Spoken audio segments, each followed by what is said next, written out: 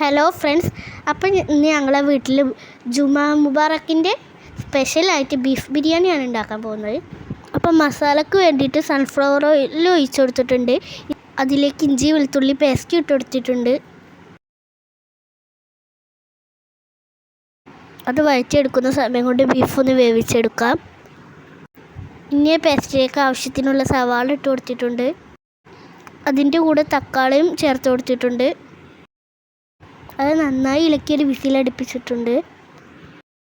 ഇനി ആ കുക്കറിലെ മിക്സ് ചെമ്പിലോട്ട് മാറ്റി. ഇനി അത് നന്നായി ഇളക്കി കറിവേപ്പില ചേർത്ത് കൊടുത്തിട്ടുണ്ട്. ശേഷം അതിലേക്ക് ആവശ്യമായ മസാലകൾ ചേർത്ത് കൊടുത്തു. അതിനുശേഷം കുറച്ച് തൈര് ഒഴിച്ച് നന്നായി ഇളക്കി കൊടുത്തിട്ടുണ്ട്. ഇനി വേവിച്ച് വെച്ച ബീഫ് അതിലോട്ട് ചേർത്ത് നന്നായി ഇളക്കിയ മസാല റെഡിയാക്കി. ഇനി അരിഞ്ഞു വെച്ച മല്ലിയിലയും പുതിനയിലയും ചേർത്ത് ഇളക്കി മൂടി വെച്ചു. ഈ സമയം കൊണ്ട് നമുക്ക് സാലഡ് റെഡിയാക്കിയെടുക്കാം.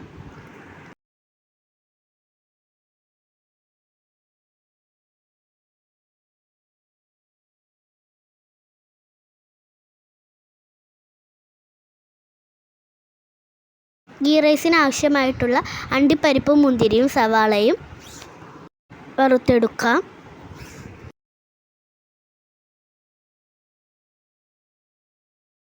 ഇനി അത് മൂന്നും വറുത്ത് കോരി മാറ്റി ശേഷം ഗീ റൈസിന് ആവശ്യമായിട്ടുള്ള ഇൻഗ്രീഡിയൻസ് ചേർത്ത് കൊടുക്കാം. ഗീ റൈസിലേക്ക് ആവശ്യമുള്ള വെള്ളവും ബീഫിൻ്റെ സ്ട്രോക്കും ഉപ്പും അരിഞ്ഞു വെച്ച ക്യാരറ്റും റൈസും ചേർത്ത് നന്നായി ഇളക്കി.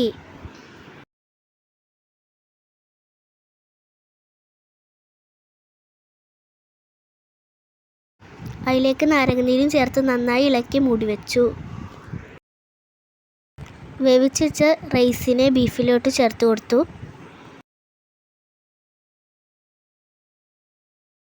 റൈസിനെ നന്നായി സെറ്റ് ചെയ്ത് ഇതിലേക്ക് നെയ്യ് ചേർത്ത് കൊടുത്തു.